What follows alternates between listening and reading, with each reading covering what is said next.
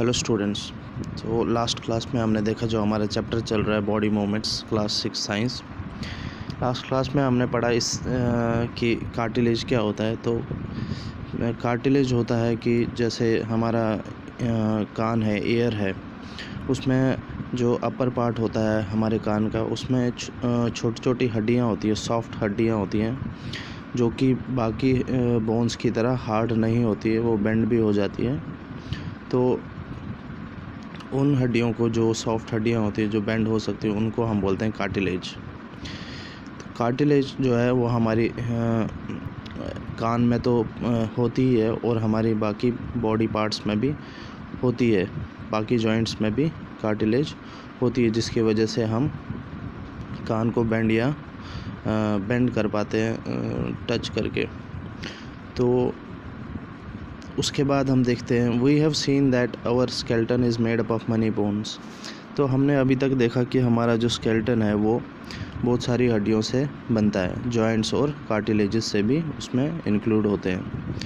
You could feel, bend and move money of them. बहुत सारी हड्डियाँ या कार्टिलेज ऐसी होती हैं, जॉइंट्स ऐसे होते हैं जिनको आप फील कर सकते हो, उनको बेंड कर सकते हो और उनको मूव भी कर सकते हो। Draw a neat figure of the skeleton in your notebook.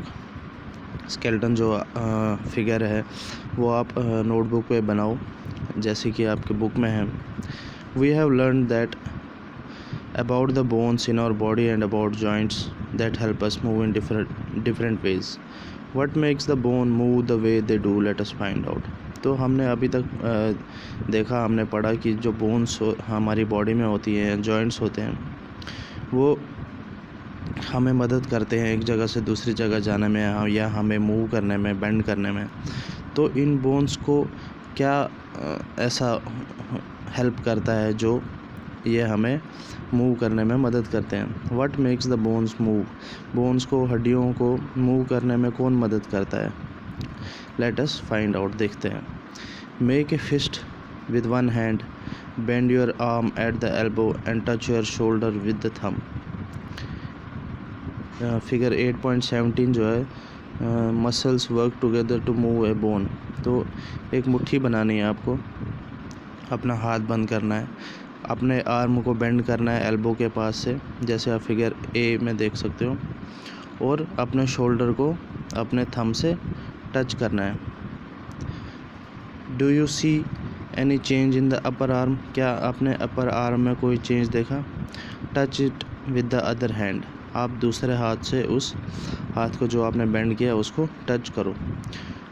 Do you observe a swollen region in the upper arm. क्या आपको जो अपर आर्म है वो आपको थोड़ी सूजी हुई सी लगती है जब आप अपना हाथ बेंड करते हो, तो वो जो सूज जाता है, या जब आप जिम करते हो तो आप मसल्स बनाते हो, तो वो जो स्वोलन पार्ट होता है, जो वो सूज जाता है, जो अपर आर्म में या कहीं पे भी, तो उस पार्ट को हम बोलते हैं मसल। क्या बोलते हैं, मसल। तो muscle bulged due to contraction. Contraction जब होता है हमारी बॉडी में, तो मसल जो है वो बल्ज होने लगते हैं, बड़े होने लगते हैं, सूजने लगते हैं। It became smaller in length. Contraction मतलब it became smaller in length. Now bring your arm back to its normal position. अब अपने हाथ को वापस अपने नॉर्मल पोजीशन पे लाओ, जैसे कि फिगर बी में है। What happen to the muscle. Muscle के साथ क्या हुआ। Is it still contracted. क्या ये अभी भी कंट्रैक्ट है, क्या ये अभी भी छोटी है। क्या you can observe similar contraction of muscles in your leg when you walk और रन। तो आप ऐसे ही कंट्रैक्शन अपने पैरों या टांगों की मसल्स में देख सकते हो जब आप चलते हो या दौड़ते हो। तो मसल्स आपको समझ आ गया, मसल क्या होता है। स्वोलन रीजन, किसी भी बॉडी पार्ट का जो स्वोलन रीजन होता है उसको हम बोलते हैं muscle. When contracted the muscle becomes shorter, stiffer and thicker. It pulls the bone. जब ये कॉन्ट्रैक्ट होती है ये मसल, ये छोटी हो जाती है, सख्त हो जाती है और मोटी हो जाती है। It pulls the bone. ये हड्डी को जो है पुल करता है, खींचता है।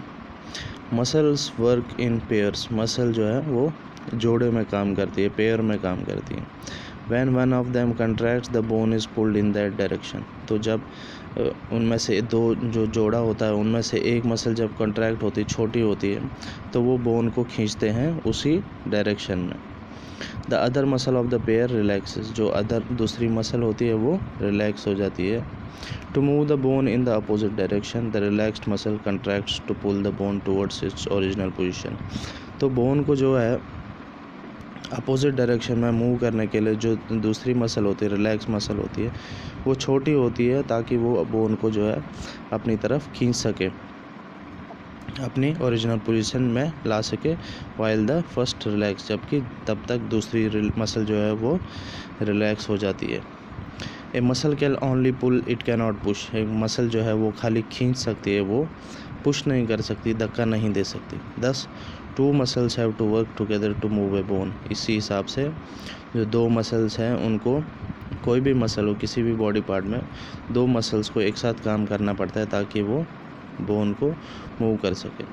Our muscles and bones always required for movement. क्या मसल्स और बोन्स जो है वो हमेशा उनकी ज़रूरत पड़ती है मूवमेंट के लिए। How do other animals move, बाकी जो जानवर है वो कैसे मूव होते हैं, वो कैसे चलते हैं। Do all animals have bones, क्या हर जानवर में हड्डियाँ होती हैं। व्हाट अबाउट एन अर्थवर्म और ए स्नेल, क्या कहोगे आप एक अर्थवर्म के जो ज़मीन पे जो कीड़े होते हैं, क्या उनमें भी हड्डियाँ होती हैं। Let us study the manner of movement that is the gait of some animals. अब हम इनके कुछ जानवरों के जो मूवमेंट का मैनर होता है वो पढ़ेंगे, जिसको हम बोलते हैं गेट ऑफ एनिमल्स। तो आज के लिए इतना ही। गेट ऑफ एनिमल जो है नेक्स्ट टॉपिक वो हम देखेंगे अगली क्लास में। Thank you.